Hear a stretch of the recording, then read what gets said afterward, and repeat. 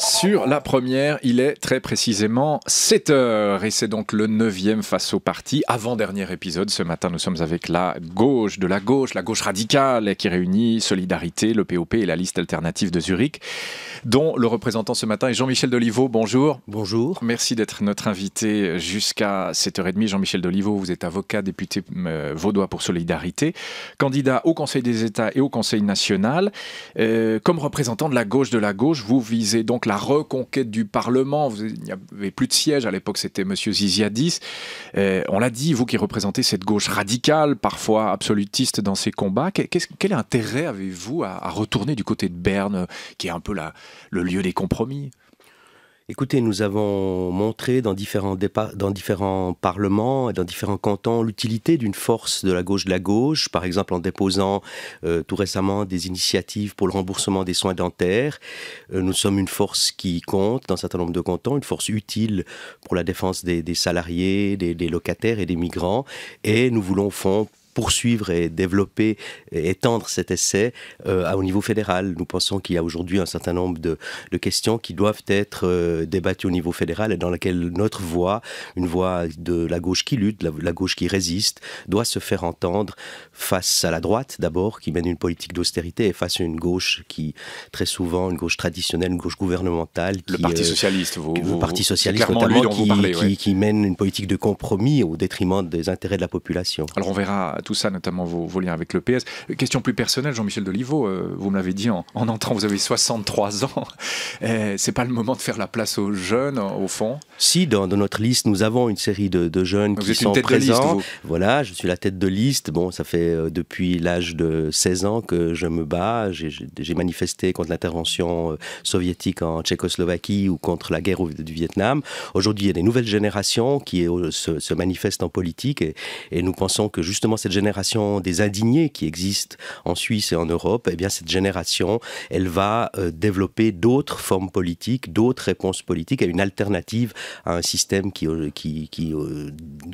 détruit la planète écologiquement et socialement. Vous ne vouliez pas mettre des plus jeunes en tête de liste, non ? Écoutez, il s'agit de savoir qui aujourd'hui a une chance de pouvoir passer l'épaule, et c'est pour ça que probablement l'expérience et la durée de l'engagement est un critère. Aujourd'hui d'ailleurs, on constate que les retraités actifs ou pas encore retraités ou jeunes retraités, je ne le suis pas encore, peuvent jouer un rôle utile dans la société. Vous êtes avec nous jusqu'à 7h30. Jean-Michel Doliveau, vous allez pouvoir commenter l'actualité, le journal de Valérie Droux, qui est arrivée depuis quelques minutes dans le studio. Bonjour Valérie. Bonjour Simon. On commence avec la question de l'asile, évidemment. L'UDC qui n'a pas réussi hier soir à durcir la loi sur l'asile. Le Conseil national a balayé tous ses amendements à la révision de la loi, qui a donc passé la rampe, avec notamment l'accélération des procédures d'asile via la création de centres fédéraux ou l'indemnisation des cantons pour les frais liés à la loi sur l'asile, frais dont la Confédération pourra réclamer le remboursement auprès des cantons qui ne remplissent pas leurs obligations en matière de renvoi. Balayé aussi la motion de l'UDC qui voulait imposer un moratoire sur l'asile. Pietro Bugnon, ce débat fleuve, près de 8 heures d'échange à la tribune, a permis aussi aux partis d'affirmer leur positionnement à un peu plus d'un mois des élections fédérales. À commencer par l'UDC. Le parti de Tony Brunner n'a pas dévié de sa ligne dure, malgré un fort contexte émotionnel. Il a défendu en vain et seul plus de 40 propositions de durcissement de la loi sur l'asile, une manière de montrer qu'il est plus ferme que tous les autres partis. À l'autre extrême, les Verts ont voulu montrer une distance avec les socialistes. Ils se sont abstenus au vote final, estimant que la loi était trop stricte, contrairement aux élus du PS qui ont presque toujours suivi les partis de centre-droit. Les libéraux radicaux ont cherché à exister au milieu de ces deux camps, une sorte de parti pivot à l'image de son président Philippe Muller, qui d'abord a fustigé l'UDC et puis a critiqué la politique d'asile de la conseillère fédérale socialiste Simonetta Sommaruga. La vice-présidente du PLR Isabelle Moret le résume bien, les libéraux radicaux doivent taper un peu à droite et un peu à gauche. On le voit, toutes les formations politiques ont profité de ce débat sur l'asile en jouant des coudes pour se démarquer de leurs concurrents. Et la Suisse devra aussi composer proposé avec l'Union européenne en termes de politique migratoire. Le mécanisme de répartition contraignant proposé hier par le président de la Commission européenne, Jean-Claude Juncker, est une évolution de l'accord de Dublin dont la Suisse est signataire. Elle pourrait donc devoir à terme s'y adapter. Accueillir des migrants et les intégrer rapidement, le credo que le patronat allemand martèle depuis plusieurs jours. Les candidats syriens à l'asile, bien formés, sont considérés comme une manne précieuse pour les entreprises en manque de relève dans un pays en décroissance démographique. Une attitude qui contraste avec celle très prudente des patrons suisses. L'initiative sur l'immigration de masse est passée par là, Francesca Argirofo. L'entrepreneur vaudois Patrick Delarive, qui a demandé l'autre jour sur Facebook comment il pouvait engager des migrants syriens, doit se sentir bien seul. Pas un patron lui a emboîté le pas. Pour Jean-Luc Favre, directeur d'ABB Sécheron à Genève, c'est clair, la Suisse a déjà une immigration forte, contrairement à l'Allemagne. Et puis, il y a évidemment la question du franc. Sur le fond, les Suisses sont aussi hospitaliers que les Allemands. Mais la problématique n'est pas la même en Suisse qu'en Allemagne, puisque effectivement, dans nos entreprises aujourd'hui, avec la problématique du franc fort, on n'a malheureusement pas l'opportunité d'embaucher massivement des gens. Et effectivement, la question ne se pose pas concrètement. En fait, en sondant les entreprises, on réalise que c'est moins le franc fort que la votation du 9 février qui les freine, Jean-Luc Favre. C'est vrai que ne serait-ce que psychologiquement, ça pèse sur les décisions. Et puis, il faut assumer aussi le fait qu'on ait donné un signal de fermeture plutôt qu'un signal d'ouverture. Donc, en conséquence, aujourd'hui, il y a beaucoup de prudence. Et puis les patrons savent calculer. Tous les migrants sont concernés par l'initiative. Si on engage un requérant d'asile, il faudra peut-être renoncer plus tard à un frontalier. Pour Blaise Matet, directeur de la Fédération des entreprises romandes, impossible de revenir en arrière. Nous avons un vote populaire qui dit que nous devons traiter la migration différemment. Par conséquent, le patronat doit en tenir compte. Il ne peut pas avoir, puisqu'il y a un vote populaire, le même discours que le patronat allemand. L'afflux actuel de Syriens, Afghans ou Érythréens semble rendre encore plus évident le manque de marge de manœuvre du patronat helvétique. Voilà pour le patronat. Jean-Michel Deliveau, vous avez écouté ce sujet. Vous organisez une manifestation le 12 septembre à Genève en solidarité avec les migrants. Il faut accueillir tout le monde. Jusqu'à combien de personnes on peut accueillir en Suisse ?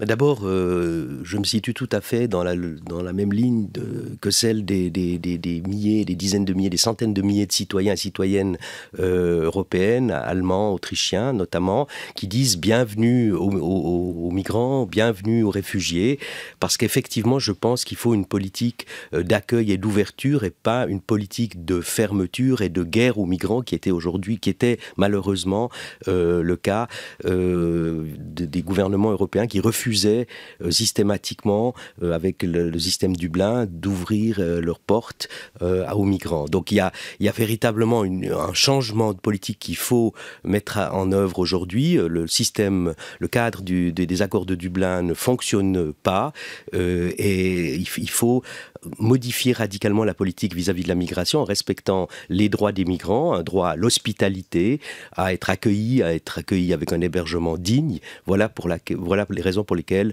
je soutiens cette manifestation à Genève et la manifestation de Lausanne qui a lieu le 15, le mardi, la semaine prochaine. Esther Coco, vous êtes à mes côtés. Vous avez une question. Oui, alors Jean-Michel Deliveau, justement, votre parti soutient les forces de travail, les droits des travailleurs, mais votre parti aussi soutient les migrants. Là, on voit qu'en Allemagne, il y a une réunion de ces deux intérêts. L'Allemagne qui parle des migrants aussi comme une force de travail potentielle. Est-ce que ça vous réjouit ou est-ce que vous y voyez un risque d'abus ? Non, je pense que dans un premier temps, c'est important que ces migrants soient accueillis. Mais maintenant, c'est évident qu'il faut, en Suisse comme en Allemagne, prendre des mesures pour éviter une concurrence sur le marché du travail, un dumping social et salarial, l'utilisation de ces migrants comme une main-d'œuvre bon marché, malléable, exploitable à merci. Donc je pense qu'il est important qu'il y ait des mesures d'accompagnement réelles qui soient prises de façon à ce qu'il y ait un contrôle, notamment sur les salaires, avec des salaires minimaux qui soient garantis, ce qui n'est malheureusement pas le cas en Suisse, une généralisation des conventions collectives, des contrôles aussi qui puissent être effectués. Et pour ça, il faut des inspecteurs du travail, il faut donc une volonté politique pour faire en sorte que les salariés, qu'ils soient migrants, étrangers ou suisses, ou habitant la Suisse, puissent avoir les mêmes droits et avoir les mêmes conditions de travail et que les uns ne fassent pas concurrence aux autres et qu'il n'y ait pas utilisation de cette main-d'œuvre pour faire baisser ou pour faire pression sur les conditions de travail des salariés qui sont aujourd'hui en emploi. Mais ça, on sait que c'est un monde idéal, effectivement. On sait que les salaires minimaux ne sont pas toujours assurés, y compris en Suisse, sur les chantiers, etc. C'est-à-dire, si ces conditions ne sont pas remplies, en Suisse, on ne peut pas accueillir tous ces migrants. C'est-à-dire qu'il faut se battre pour qu'elle soit remplie. Oui. Je ne pense pas que ce soit une condition de l'accueil. Je pense que la régularisation des sans-papiers, par exemple, c'est une mesure contre le dumping salarial, parce que des personnes qui sont sans droit ne peuvent pas se défendre.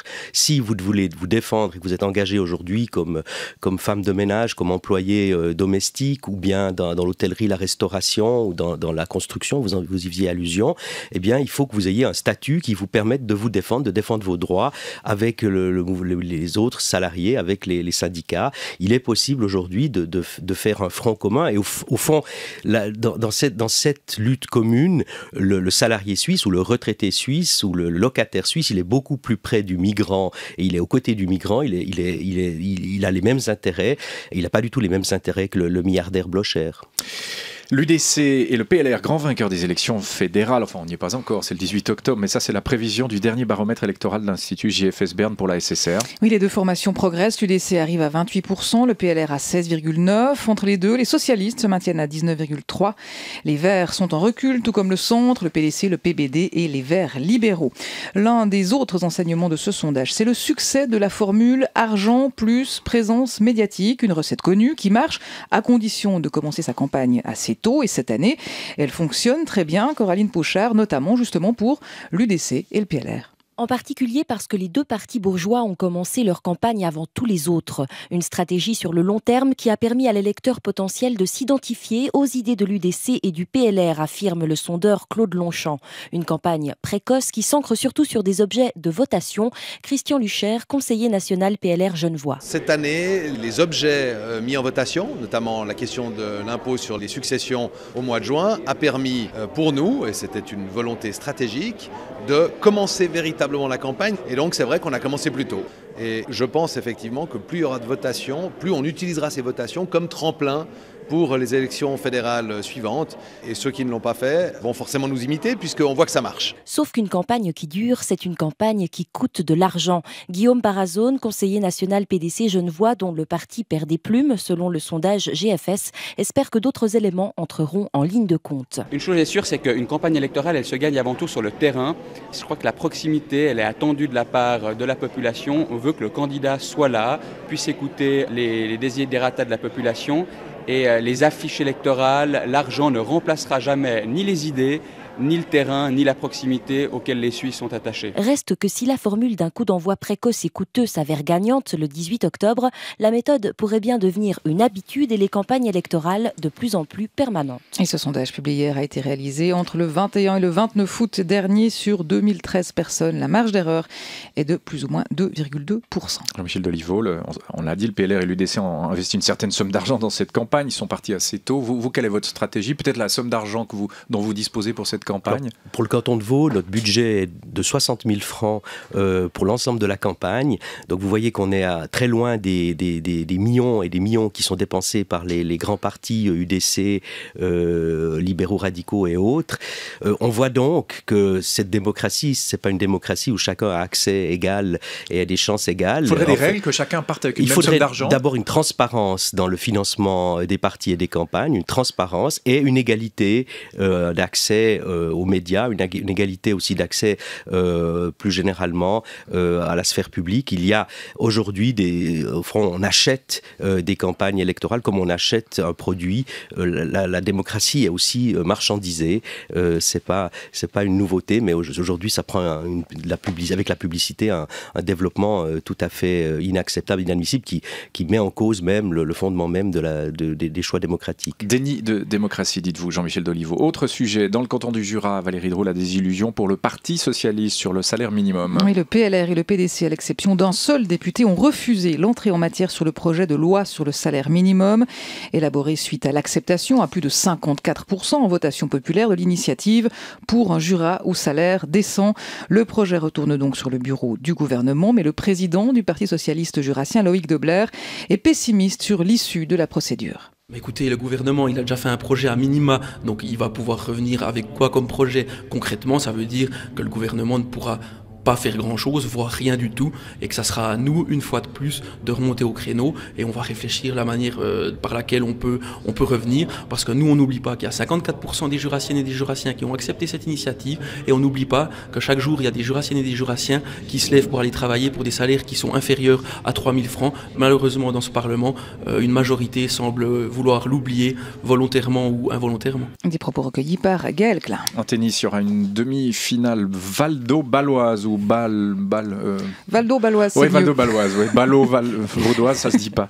À l'US Open de tennis, ce sera demain soir.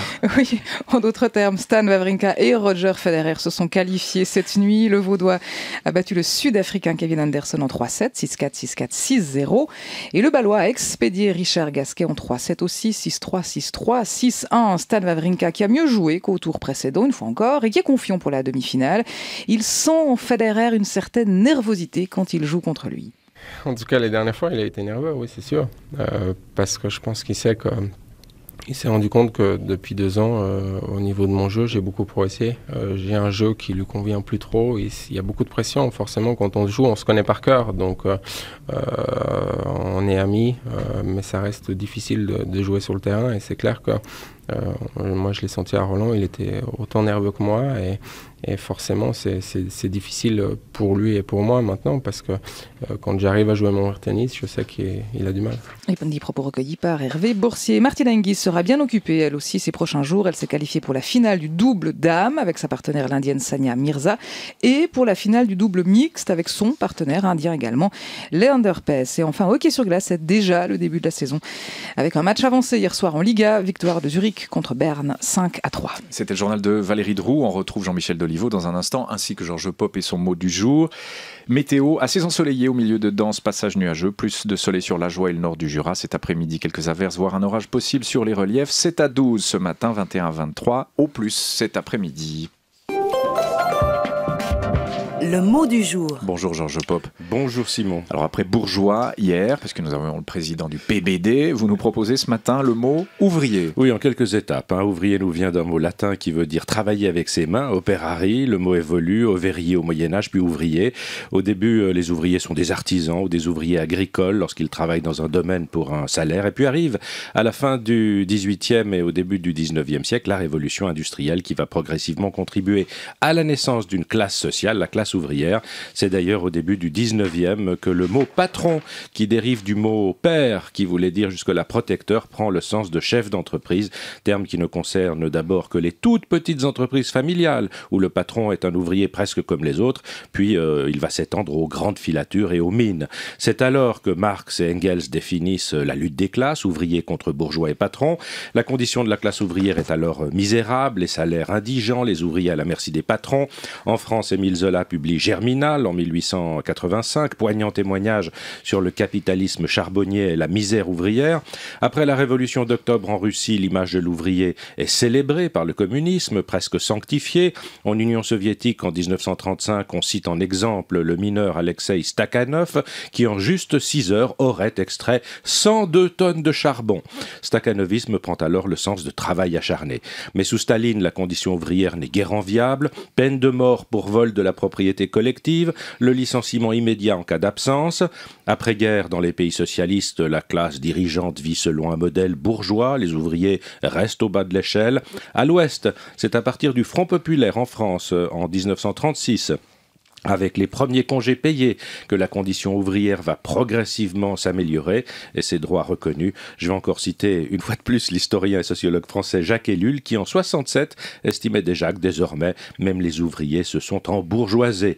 On notera pour finir que les fourmis et les abeilles les plus laborieuses sont des ouvrières, mais la patronne, ça reste la reine. Réaction de votre part, Jean-Michel Doliveau? Je dirais que les inégalités sociales persistent très fortement. En Suisse également, 2% des contribuables les plus riches possèdent autant que les 98% restants. C'est un chiffre qui fait réfléchir sur ce qu'est la répartition de la richesse et l'égalité de chacun et chacune dans cette société. Alors, on l'a dit, votre groupe réunit Solidarité, POP, Liste Alternative de Zurich.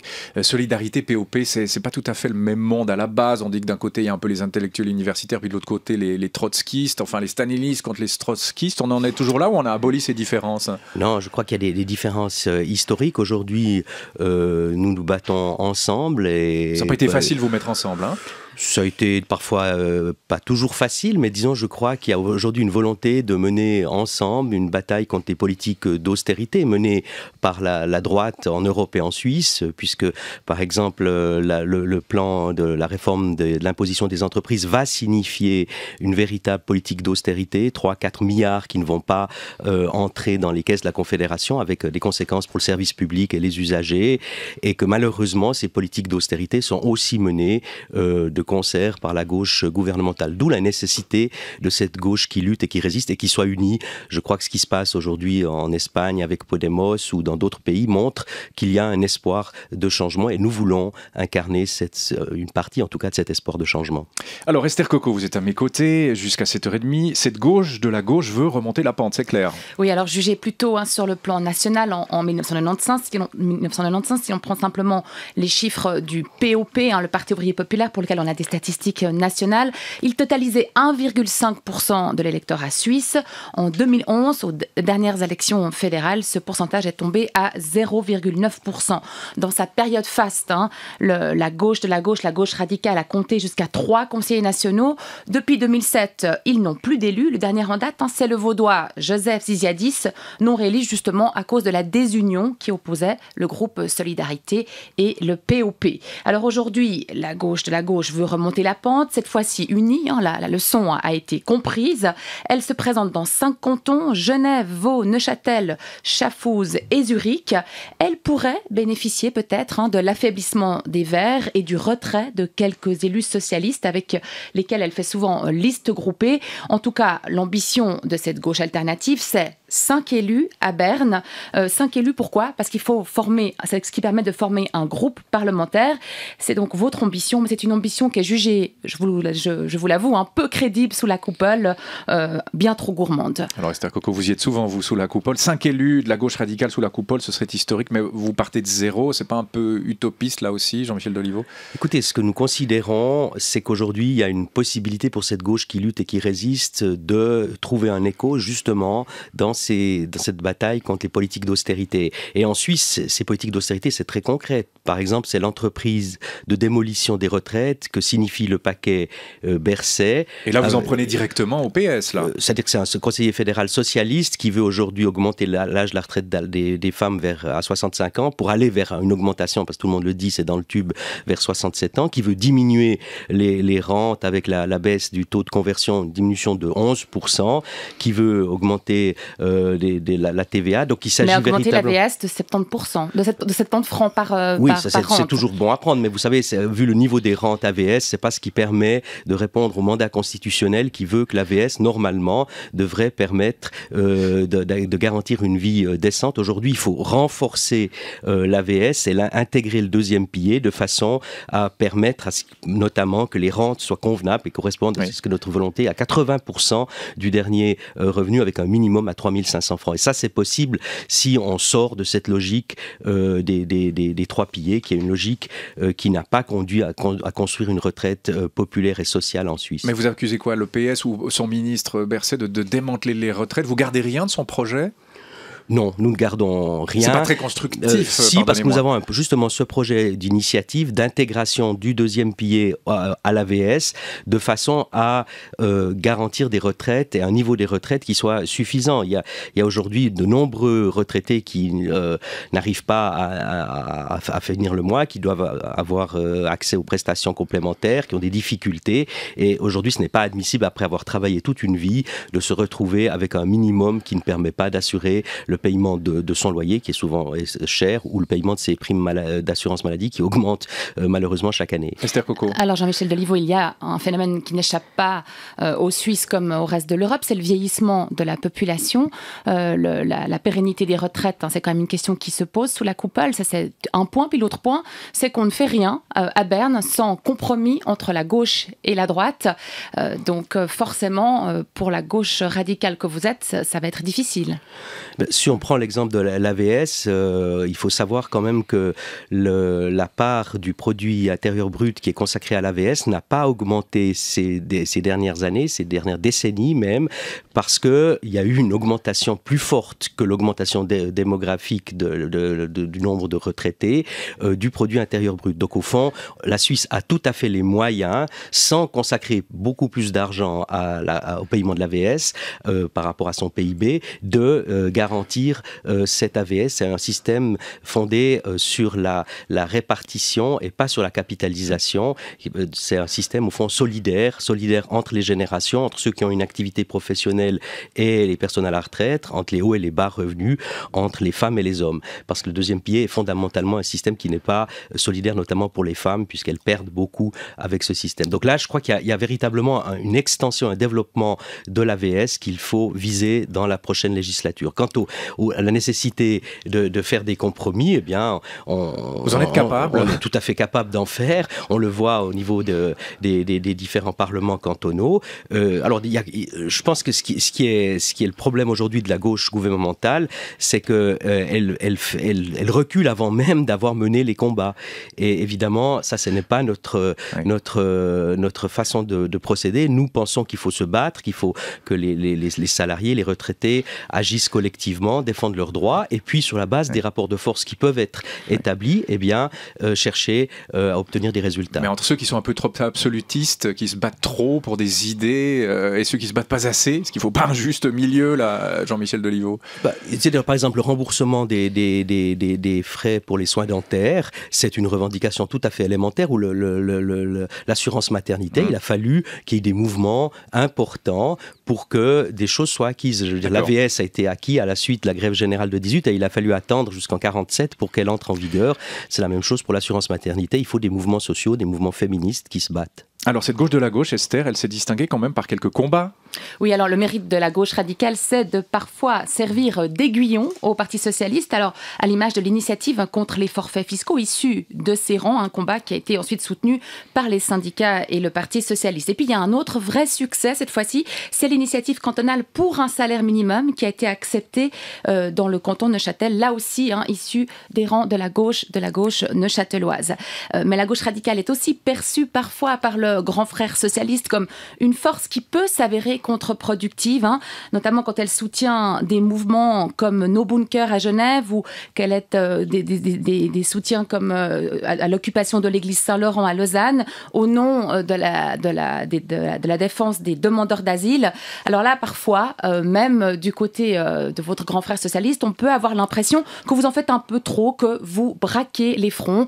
À droite, on parle carrément de récupération politique. Oui, si on prend le cas, juste, pardonnez-moi, de l'église Saint-Laurent à Lausanne, les marches de l'église, vous braquez pas les églises qui peuvent justement convaincre les chrétiens de faire preuve de plus de solidarité. Il n'y a pas, là aussi, dans ce domaine-là, très précis, un effet contre-productif, Jean-Michel Delisleveau? Je ne le pense pas. Quand nous avons occupé pacifiquement cette église pour constituer un refuge pour 6 migrants venant d'Érythrée, la crise migratoire était à ses débuts, c'est pas vrai, elle existait déjà, mais du point de vue médiatique, elle n'était pas encore aussi forte qu'aujourd'hui.